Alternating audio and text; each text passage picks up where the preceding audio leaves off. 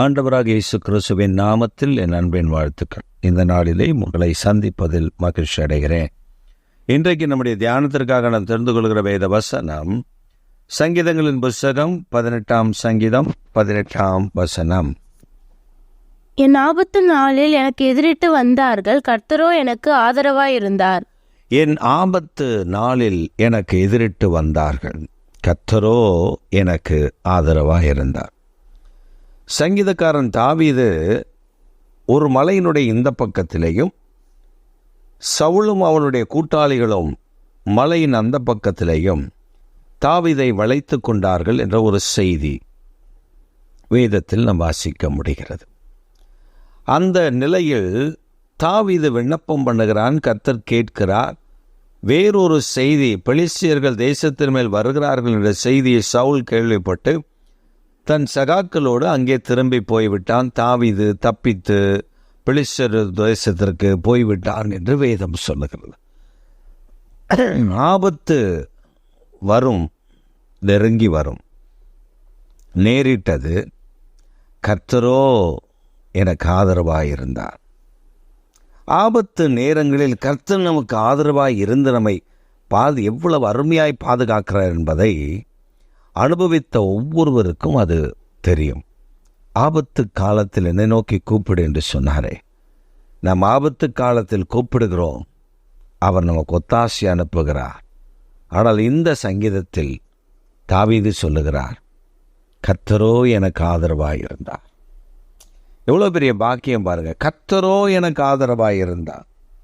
மனிதன் எனக்கு ஆதரவாக இருந்தான், நண்பன் எனக்கு ஆதரவாக இருந்தார், மனைவி எனக்கு ஆதரவாக இருந்தார், என் பெற்றோர் எனக்கு ஆதரவாக இருந்தார், என் பிள்ளைகள் எனக்கு ஆதரவாக இருந்தார்கள், இந்த காரியத்தில் இவர் எனக்கு ஆதரவாக இருந்தார் சொல்லுகிற உலகத்தில் தாவீது யாரை சொல்லுகிறான்? கர்த்தரோ. இதாங்க முக்கியம். கர்த்தரோ எனக்கு ஆதரவாக இருந்தார். மனிதர்கள் என்னை காக்க முடியவில்லை, மனிதர்கள் என்னை அந்த சூழ்நிலையில் என்னை விடுவிக்க முடியவில்லை, ஆனால் கர்த்தரோ எனக்கு ஆதரவாக இருந்தார். இந்த பாக்கியம் உங்களுக்கும் எனக்கு மட்டும். மனிதர்கள் யாருக்கு வேணால் ஆதரவாக இருக்கலாம், ஆனால் கர்த்தர் ஒருவர் தான் தாம் நேசிக்கிற தேவனுடைய பிள்ளைகள், தாம் நேசிக்கிறவர்களுக்கு ஆதரவாக இருக்கிறார் என்பதை நீங்களும் நானும் அறிந்து கொள்ள வேண்டும். உங்கள் வாழ்க்கையில் இருக்கிற பிரச்சனைகள், போராட்டங்களுக்கு நடுவில் என்னை எல்லாரும் கைவிட்டு விட்டார்கள், என் வீட்டுக்காரன், தகப்பனார், மற்றவர்கள், முன்றார், உறவினர்கள், இவர்களெல்லாம் கைவிட்டு விட்டார்கள் என்று நாம் புலம்புகிறோமே.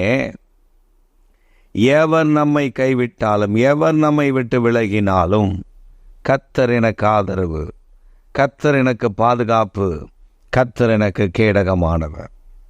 அதனால் நம்ம சோர்ந்து போகாதபடி, யார் நமக்கு ஆதரவு இல்லைனாலும், சத்ரு நமக்கு நெருங்கி வந்தாலும் கர்த்தர் எனக்கு ஆதரவு.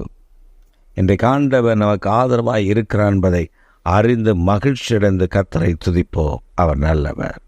எங்கள் சர்வ வல்லமுள்ள தேவனே, எங்கள் நித்திய பிதாவே, ஆபத்து எனக்கு நேரிட்டு வந்தது, கர்த்தரோ எனக்கு ஆதரவாக இருந்தார். அந்த கர்த்தர் எவ்வளவு அருமையாக எனக்கு ஆதரவு தெரிவித்தார் என்று சங்கீதக்காரன் சொல்லுகிறாரே, நாங்களும் சொல்லுகிறோம், நீதான் எங்களுக்கு ஆதரவு. இந்த பிரச்சனையில், இந்த போராட்டத்தில், இந்த நெருக்கடியில், இந்த தேவையில், இந்த காரியத்தில் நீர் எங்களுக்கு ஆதரவாக இருக்கிறீர் ஆண்டவரே, அதற்காக உமக்கு ஸ்தோத்திரம் என்று என்னோடு கூட சேர்ந்து உம்முடைய பிள்ளைகள் ஜெபிக்கிறார்கள். அவருடைய ஜெபத்தை கேட்டு நீர் அவர்களுக்கு ஆதரவாக இருந்து அற்புதங்களை செய்து உங்கள் நாமத்தை உயர்த்துங்க. இயேசுவின் நாமத்தில் ஜெபிக்கிறோம் பிதாவே. ஆமேன், ஆமேன்.